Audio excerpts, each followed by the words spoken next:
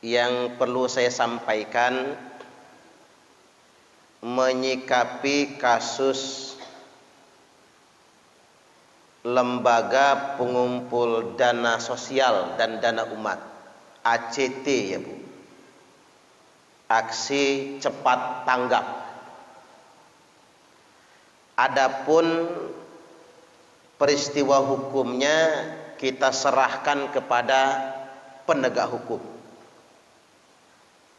Yang jelas hari ini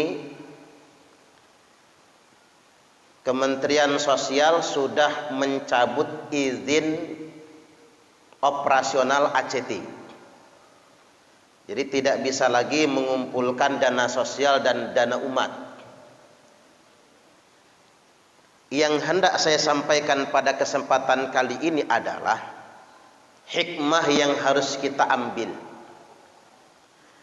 Betapa isu-isu keagamaan dan isu-isu kemanusiaan mudah sekali dipolitisasi dan dikapitalisasi. Bahasanya terlalu keren ya Bu ya. Mudah sekali dipolitisasi, dimanfaatkan untuk kepentingan politik. Dan isu-isu sosial, keagamaan dan kemanusiaan ini juga mudah sekali dikapitalisasi, mengatasnamakan sedekah agama. Saya setuju dengan Cak Islah Bahrawi, kalau orang-orang yang nyumbang ke ACT, termasuk nyumbang ke lembaga donor apapun, lembaga amil zakat, termasuk yang nyumbang ke serbu, itu enggak semuanya orang kaya, betul enggak? Apa iya kalau orang nyumbang itu karena dia kaya? Iya belum tentu. Orang kaya pelit juga banyak. Yang nyumbang itu orang dermawan. Dan kadang-kadang di antara mereka orang melarat tapi dermawan. Nah, pelajaran bagi saya, bagi kita semua, yang nyumbang ke ACT juga banyak juga orang miskin, nggak ketang 30.000 dia nyumbang, nggak ketang 50.000 dia nyumbang. Tapi sayangnya katanya patut diduga gaji presiden ACT ketuanya itu 250 juta sebulan. Gaji presiden aja nggak segitu loh Bu. Gaji gubernur aja nggak segitu maksudnya. Nah ini yang disebut dengan kapitalisasi. Jadi atas nama sedekah, atas nama zakat kan gitu, atas nama tabungan akhirat, orang mengkapitalisasi orang awam. Oke deh kalau yang bayar itu perusahaan, anggur sugih sudah punya duit banyak, atau orang kaya raya sekalian. Gimana dengan orang-orang yang hidup sederhana tapi dermawan? Dia bagi. Ibarat kata kalau punya uang belanja 50.000, selawek ribunya digunakan buat belanja, selaweknya disisihkan buat sedekah. Nih saya ingin mengajak kita semua berpikir cerdas. Jangan mudah dimanipulasi pakai bahasa-bahasa agama. Apalagi ini terkait dengan isu-isu sosial kemanusiaan. Saya ambil contoh misalnya isu Palestina. Ibu-ibu sering nggak dapat selebaran, brosur, video tentang penderitaan orang di Palestina? Sering kan? Habis itu diajak nyumbang kan? Habis itu diajak nyumbang. Kan dia tahu kita ini belas kasihannya tinggi. Kasihan sama rakyat Palestina yang tertindas. Cuman ibu yakin nggak kalau itu nyampe ke mereka? Nah ini yang jadi persoalan. Palestina, konflik Suriah, persoalan kemanusiaan di Irak, masalah di Rohingya, Myanmar. Nah, masalah-masalah kemanusiaan seperti ini yang melibatkan sentimen keberpihakan agama, sama-sama muslim, ini dimanfaatkan oleh kelompok-kelompok tertentu untuk membangkitkan rasa belas kasihan kita semua, rasa kepedulian kita semua, agar kita mau nyumbang. Masalahnya nyampe atau tidak, itu masalahnya. Makanya saya pernah buat pernyataan begini kan, kalau kaum muslimin, bukan cuma kaum muslimin, bahkan semua bangsa Indonesia ini ingin nyumbang bantu Palestina, ingin 100% nyampe, ngirimnya cuma kedua tempat. Satu, melalui pemerintah Republik Indonesia. Nanti kedutaan yang akan menyampaikannya. Dua, melalui kedutaan besar Palestina. Cuman itu yang dijamin nyampe. Jadi jangan dengan lembaga-lembaga yang walaupun dia branded, punya merek, dikhawatirkan nanti dana itu bahkan ada yang diselewengkan untuk terorisme. Jadi saya berharap pemerintah bisa menjembatani rakyat Indonesia ini yang mau membantu di Myanmar, Rohingya, yang mau membantu korban konflik di India misalnya ya Bu, yang pengen bantu korban konflik di Palestina, Suriah, ya kita setor ke pemerintah kita. Pemerintah yang menyampaikan, dan itu nyampe loh.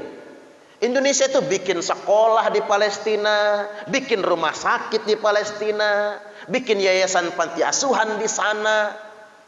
Jadi nyampe kalau lewat pemerintah atau langsung ke kedutaan besar Palestinanya. Dua jalur itu. Kalau yang lain saran saya jangan. Dan saya pernah mendapatkan informasi pemerintah Republik Indonesia berkunjung ke Suriah. Presiden Bashar al-Assad berkunjung ke Rusia. Di sela-sela obrolan kata Presiden Bashar al-Assad, saya akan menunjukkan hadiah dari masyarakat Indonesia untuk rakyat Suriah.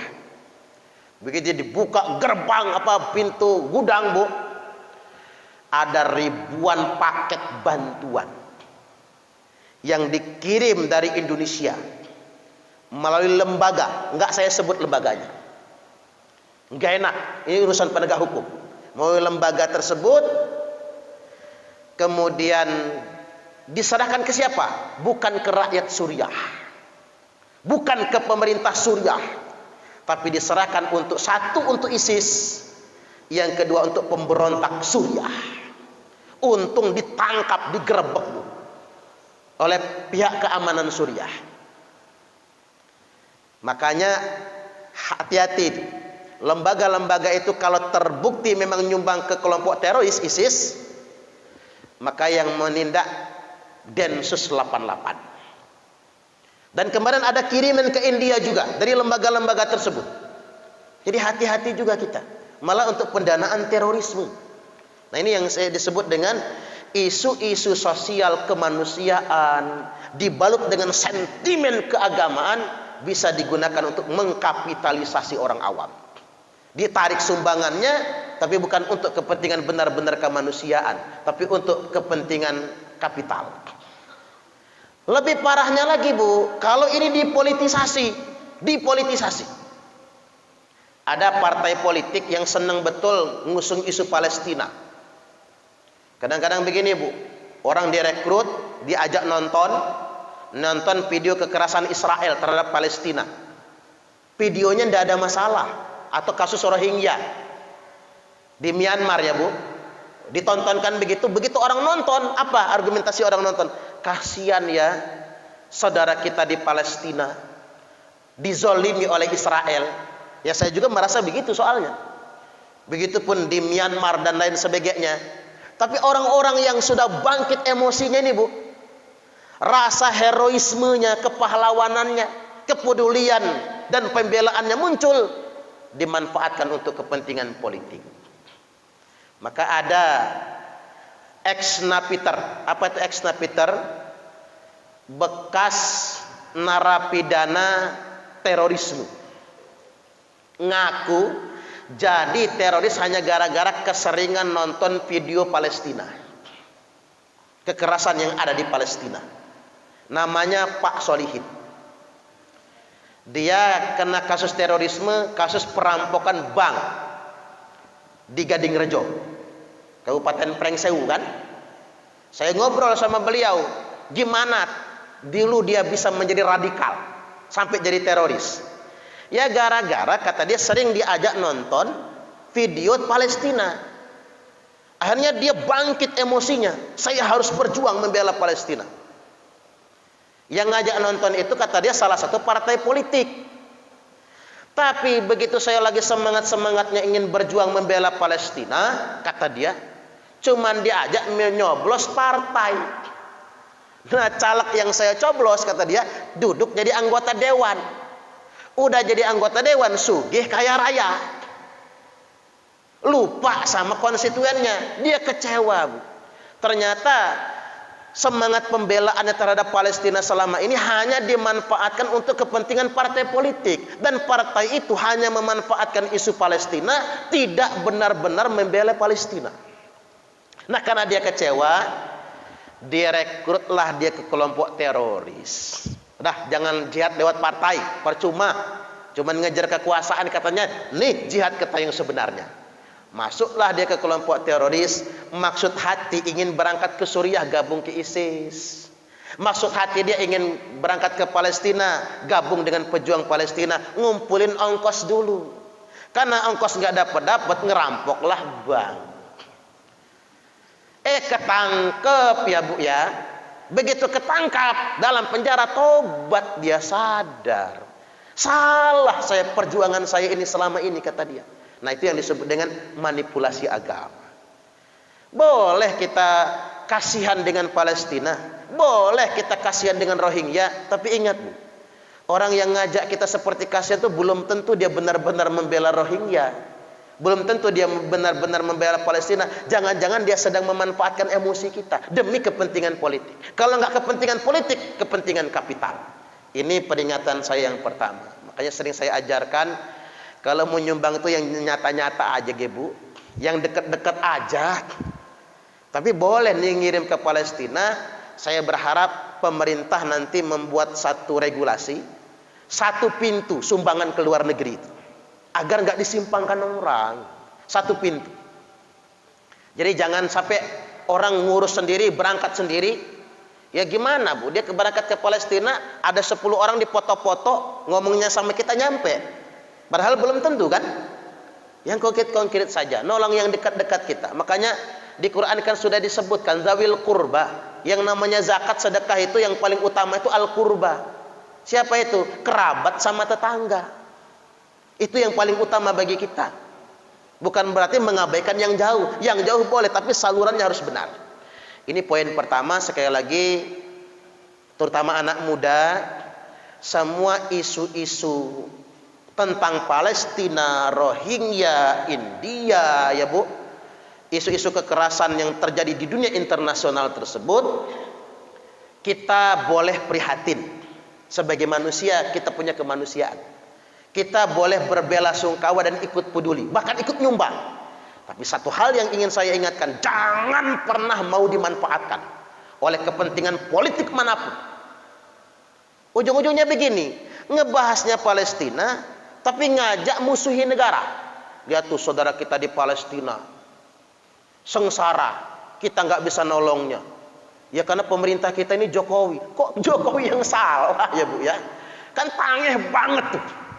Jadi masalahnya Palestina, tapi ngajak membenci pemerintah sendiri. Padahal pemerintah kita ini Bu, dari zaman dulu Pak Soekarno, Pak Soeharto, Pak SBY, sampai Pak Jokowi ini, semua presidennya membela Palestina. Semua membela Palestina. Dan Indonesia adalah satu-satunya negara yang tidak buka kedutaan besar Israel. Turki itu mau koar-koar dia kayak mana? Ecak membela Palestina, Erdogan. Tahu Erdogan nggak? Kelapa muda. Si Erdogan itu koar-koar, woi anti Israel. Tapi kita semua nggak bisa bohong. Turki itu mengakui negara Israel. Di Turki itu ada kedutaan besar Israel. Orang bangga-banggain Erdogan. Oh, Erdogan itu kerja sama Israel kok. Mending kita Indonesia konsisten, tidak pernah mengakui negara Israel sampai hari ini. Dan Indonesia Bu terus ngirim bantuan ke Palestina atas nama negara, pakai uang APBN, uang kita bersama. Nah, itu kepedulian yang benar menurut saya. Salurannya benar dan nyampe ke sana. Indonesia punya rumah sakit di sana, punya sekolah di sana, Orang Palestina gratis berobat di sana. Nah, ini yang mesti benar-benar harus kita sadari. Ini poin pertama. Sekarang kita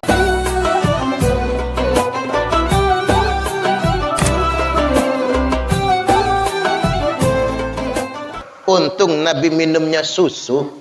Walaupun pelajaran bagi kita Bapak Ibu, enak milihnya karena alamatnya pasti, adresnya jelas. Pilih yang tangan kanan susu, pilih yang tangan kiri khamar. Enak milihnya, persis kayak nyanyian zaman dahulu, madu. Iya, nyaut aja ibu-ibu ini. Racun. Kan enak milihnya. Itu Bu Win yang nyaut ya. Subhanallah. Madu di tangan kananmu, racun di tangan kirimu. Enak pilihnya, alamatnya pasti. Milih yang tangan kanan madu, pilih yang tangan kiri racun. Nah, kira-kira ibu-ibu kalau disuruh milih nih, milih di madu apa di racun? Ini kan dikongkon milih. Coba saya ulang lagi narasinya begini, nggak boleh salah narasi dia. Pilih yang tangan kanan umpama susu, pilih yang tangan kiri khamar, milihnya susu dong. Yang tangan kanan madu, yang tangan kiri racun. Kira-kira jenengan milih di madu nopo di racun? Subhanallah. Ulang sekali lagi. Milih yang tangan kanan susu, yang tangan kiri khamar, milihnya susu dong. Yang tangan kanan madu, yang tangan kiri racun. Jenengan milih di madu nopo di racun? Subhanallah. Enggak. Saya pengen lihat jawaban Bu Purwin Daryanti ya. Kira-kira milih di madu nopo di racun kira-kira? Enggak, soalnya Ustadz Teguh ini ganteng loh. Mirip bintang iklan yang suka temenan sama jin, tahu nggak Bu? Ya kan? Itu yang temenan sama jin itu, yang jadi dukun diminta, kan ganteng kan? Mirip betul Ustadz Teguh Prasetyo. Hati-hati Bu Purwin Daryanti. Kalau pergi ditemenin kalau nggak ditemenin caplok orang nantinya. Saya manas-manasin itu. Kalau untuk urusan memanas-manasi saya pakarnya Bapak Ibu. Masyarul hadirin Bapak Ibu rahimakumullah, itu salah pertanyaan. Milih di madu ya makan nati, milih di racun ya mati. Ya podo-podo rabi. Ya sama nikah lagi namanya. Jadi balik lagi Bapak Ibu rahimakumullah, saya ingin tegaskan bahwasanya kalau zaman dulu enak milihnya karena pilihannya pasti. Ada susu, ada khamar, ada madu, ada racun. Yang repot ini akhir zaman. Di akhir zaman ini talbis. Apa itu talbis? Talbisul haqqa bil batil, campur aduk.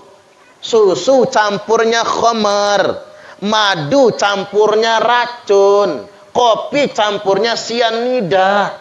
Ini bahaya. Ibarat air campur bensin. Air campur bensin bikin repot. Diminum manusia mabok, diminum motor mogok. Nggak kepake air campur bensin. Ya Pak ya. Ini repot. Karena talbis kecampur. Yang hak dan batil ada di situ. Walaupun masih agak mending. Yang parah itu talafi. Apa itu talafi? Nipu. Talafi itu kalau dalam bahasa Inggrisnya kamuflase.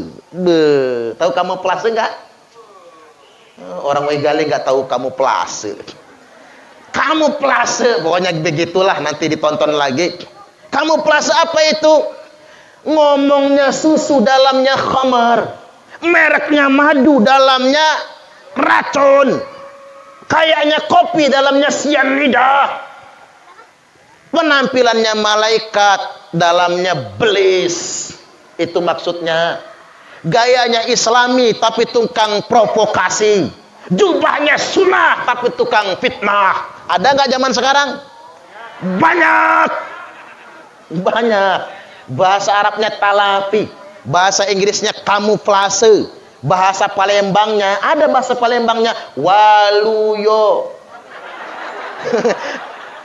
Pak waluyo mana ya? Ngapura nggih Pak, ngapura. Waluyo niku wajah lugu ati buayo. Kalau kata orang Palembang, waluyo wajah lugu ati buayo. Maaf Pak Luyo, waluyo ngapura nggih. Niki waluyo sing Palembang. Kalau waluyo Jawa ya enggak lah. Waluyo Jawa mah kalem-kalem, tapi kalau waluyo Palembang ya wajah lugu ati buayo. Oh, tampangnya lugu, lewat cewek cantik aja nunduk, tapi buaya. Ada nggak zaman sekarang? Yang mana orangnya? Tunjukkan sama saya. Pengen tahu rainya kayak apa tuh orang. Ini bahaya zaman sekarang. Maksud saya begini Bapak Ibu, terutama agama. Banyak orang memanipulasi agama tapi untuk kepentingan politik, menebar kebencian atas nama agama, menebar provokasi atas nama agama. Ini saya belak-belakan ngomong ini. Mengapa saya berani? Ada pendekar di samping saya ini, pagar Nusa. Allahu Akbar. Ya harus begitu. Tolong jangan mudah percaya dengan orang yang mengatasnamakan agama untuk kepentingan politik. Nah, tak kasih dalil jenengan. Allah Subhanahu wa taala telah berfirman, a'udzubillahi minasyaitonir rajim, wala tuti' kulla hallafim mahin. Jangan pernah ikut-ikutan, jangan pernah jadi followers orang-orang yang gampang bersumpah dan gampang mencela. Zaman sekarang banyak orang gampang bersumpah, dikit-dikit demi Allah, dikit-dikit demi Allah.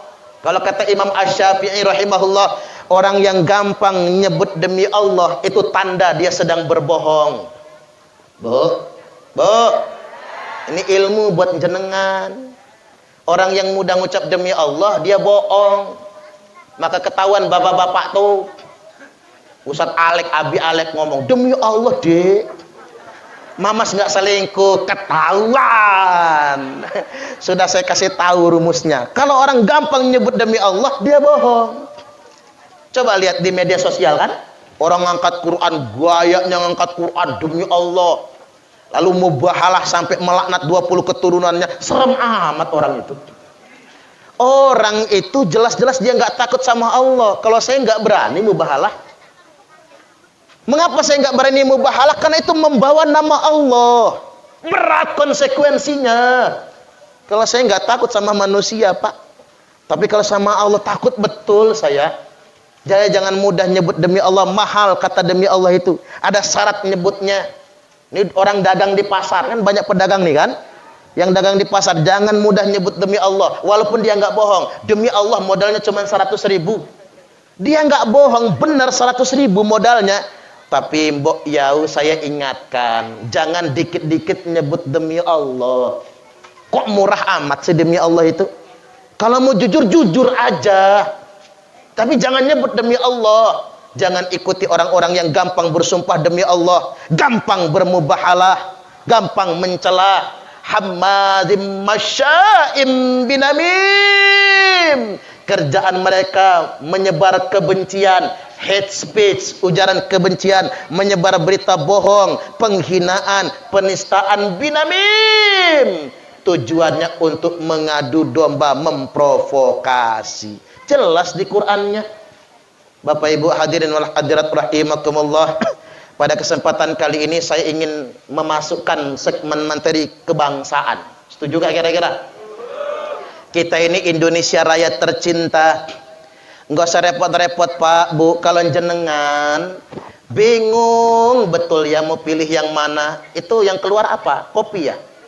Kopi ya Bu? Ya betul ya? Bagus, biar nggak ngantuk. Bisa agak panjang dikit ceramahnya kan? Yang sudah dapat kopi minum silahkan. Mumpung masih panas, anget. Karena ada pepatah di media sosial. Jangan salahkan kopimu yang dingin. Karena dia pernah hangat namun engkau abaikan. Nah, tepuk tangan. Pak, makanya jangan abaikan bojo-bojomu ini, Pak. Balik lagi Bapak Ibu rahimakumullah. Kalau kita bingung banyak sekali perbedaan pendapat, sudah ada perintahnya.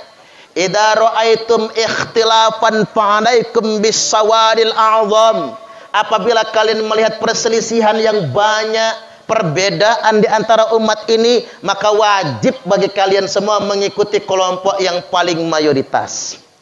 Nah, di Indonesia ini kelompok yang paling mayoritas itu NU dan Muhammadiyah. Udahlah selamat Bapak Ibu kalau kita ikut yang mayoritas. Karena kata Nabi, umatku tidak mungkin bersepakat dalam kesesatan. Di dunia internasional kelompok mayoritas itu adalah Ahlus Sunnah wal Jamaah. Nang Indonesia Ahlus Sunnah wal Jamaah itu adalah NU dan Muhammadiyah. Saya kemarin ceramah di Pondok Pesantren Nurul Iman. Sama dengan nama masjid kita, Pak. Nang Pesawaran. Saya ceramah di sana Bapak Ibu. Di sana itu pengurusnya ditangkap Densus 88. Ini ceritanya begitu. Jadi saya tanya mereka di sana mau afiliasi kemana? NU apa Muhammadiyah? Mereka demennya ke NU, demennya ke Muhammadiyah. Monggo kerso, silakan gabung ke Muhammadiyah. Karena mengapa NU dan Muhammadiyah itu yang mendirikan republik? Selama masih ada NU dan Muhammadiyah, Indonesia ini aman. Tapi kalau NU dan Muhammadiyah sudah bubar-bubaran, ya republik ini juga bisa bubar-bubaran. Hati-hati. Yakin, percayalah Bapak Ibu, amaliyah NU itu nggak ada yang salah, benar semua. Masyayikh kita, Hadratus Syekh Kiai Haji Hasyim Asy'ari itu gelarnya saja Hadratus Syekh. Karena apa? Selain hafal Quran 30 juz, beliau hafal Sahih Bukhari, Sahih Muslim, Sunan At-Tirmidzi, Sunan An-Nasa'i, Sunan Ibnu Majah, Sunan Abi Dawud, 6 kitab induk.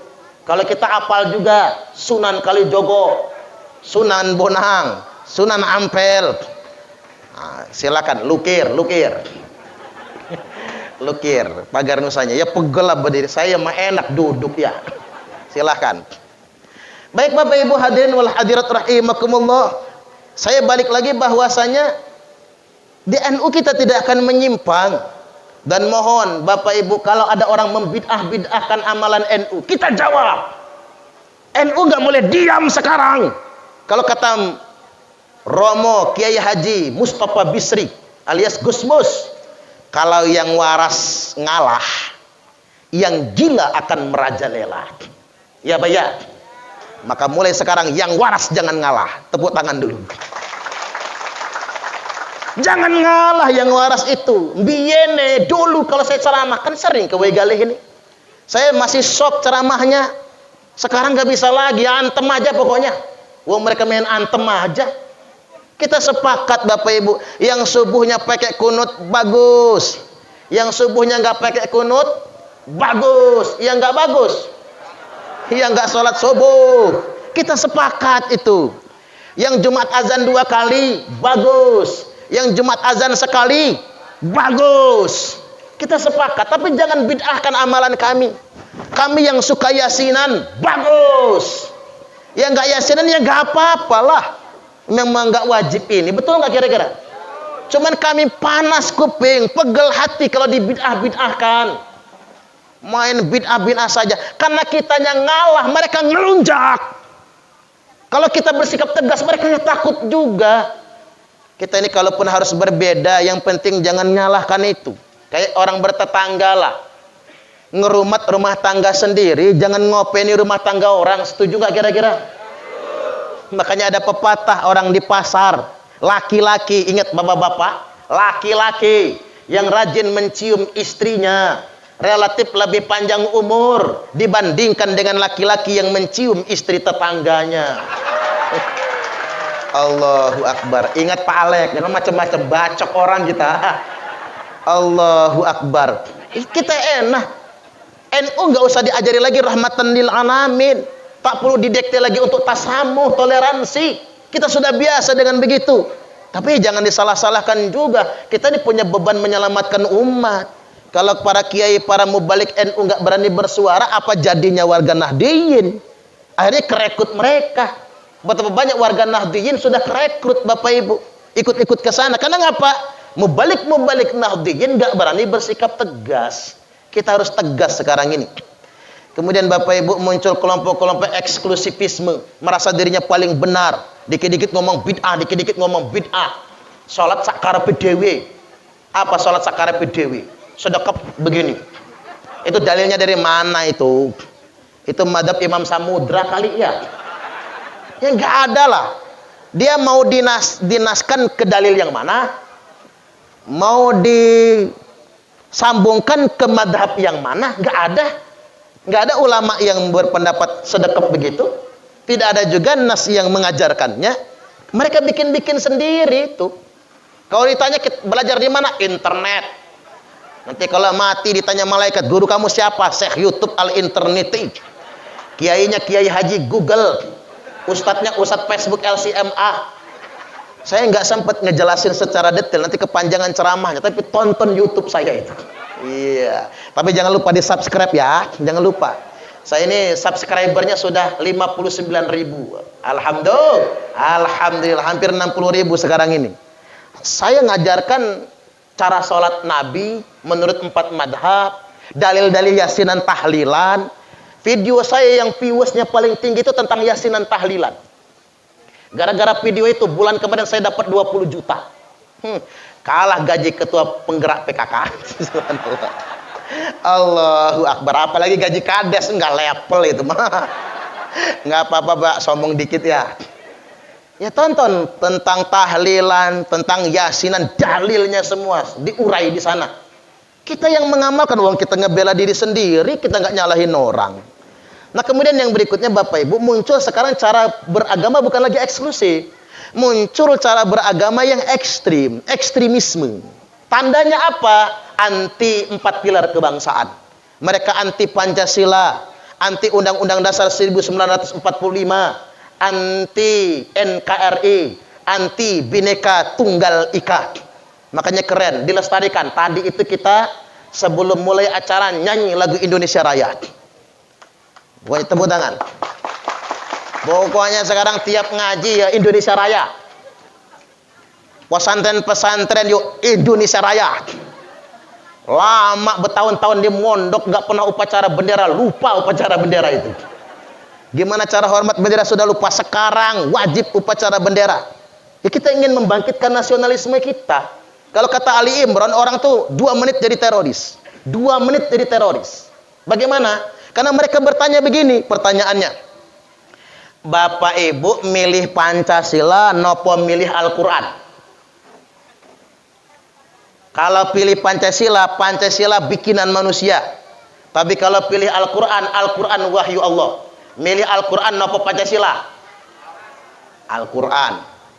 Yang kedua pertanyaannya, jenengan milih bela NKRI nopo bela Islam? Kafir. Bela NKRI.